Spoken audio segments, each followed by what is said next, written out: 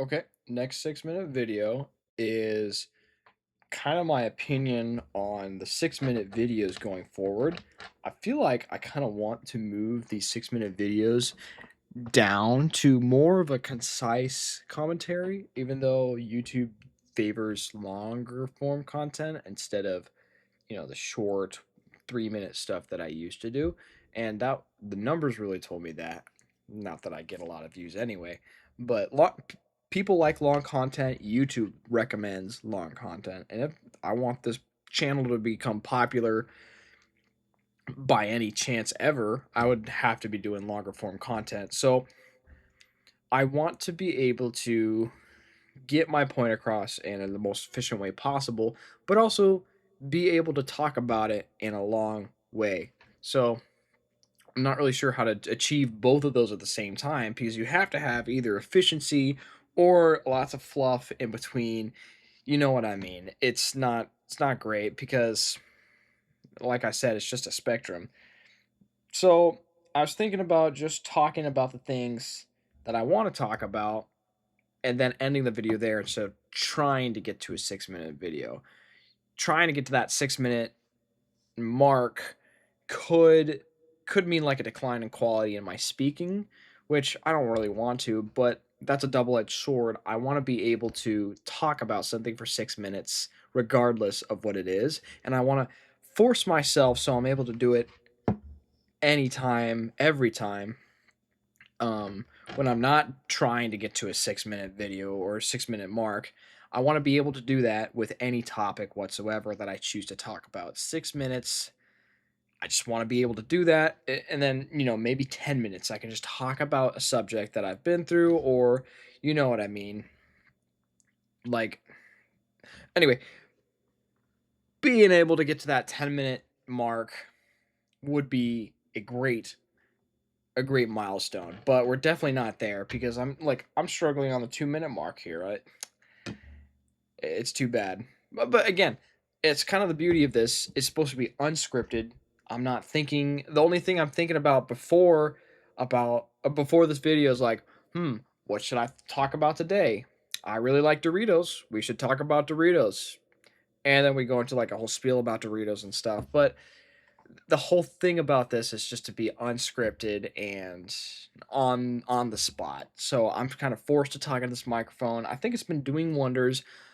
At the beginning, this has been really hard, but now I don't want to say it's second nature, but it's getting to a point where this is just easy. A camera and another person are almost the same thing now. Though another person having like their expression changes, their verbal affirmations, and their replies to what I'm saying is always great. That'll never stop being great. Then this camera is not feeling that social interaction at all, but it allows me to get my point across without getting interrupted, which some people love to do. I don't have anything against that. If someone has something to say, I'm totally I'm totally down to let them talk. But this camera's for me. This video's for me. I'm I'm trying to set it out there in the world, get my thoughts down on paper, but it's YouTube. But anyway, but yeah, instead of hitting that 6-minute mark, I could try trimming it down to, okay, I've talked really, really well up until this point. Now end the video. It like maybe at like 5:34 or 5 minutes 34 seconds or 5 minutes something seconds or maybe 4 minutes. I'm like, well, that was a really good session. Just end it here. Like anything I add beyond this point is not going to be helpful to the conversation or helpful to my perspective or view. I've given the viewer, I've given you what I think about it in the most accurate way possible, in my opinion. Like, I could totally be doing it better if I had time to script and whatnot.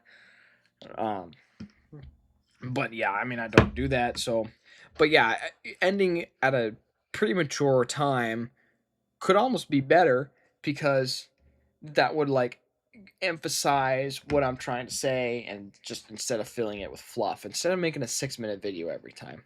Though I feel like I'm just saying the same thing over and over, but hopefully the point is being transcribed through this microphone. and my eyebrows. Anyway, um, but yeah, I mean, we're at 5 minutes now. I feel like I've said what I've had to say. Oh, except for the one thing that we were going to talk about today. And I'll try to get this through in the next 40 seconds. When you're doing something and it's not that fun and you don't know whether or not you want to stick through it, maybe it's not because it's not, or maybe it's not because you're not finding it fun, it just isn't fun, which that is so obvious. I know why, like, that is crazy, but you might need to stick with it to get to a point where it is fun. You might need to put a little bit more effort on your side or a little bit less effort on your side. Set your expectations a little bit lower, or find a way, find out what you're doing wrong and change it. Not in like, not like, okay, my attitude's bad or anything, or like, come at it with a different perspective. That's something super valuable that I've learned. And when something's not going your way, and it's something that you've previously found super fun, you now find kind of boring, you just need to stick with it for a little bit, and you'll find that fire and passion that you've had previously for it, which is super powerful. I think everybody should stick with their hobbies. As expensive as some of those hobbies may be, name your pick: music, sports, collecting Pokemon cards, any of those. Like, name your pick, but everybody should have a hobby. It's fun, it's your thing. Anyway, I'm way over my time, so we're at 7 minutes. See ya.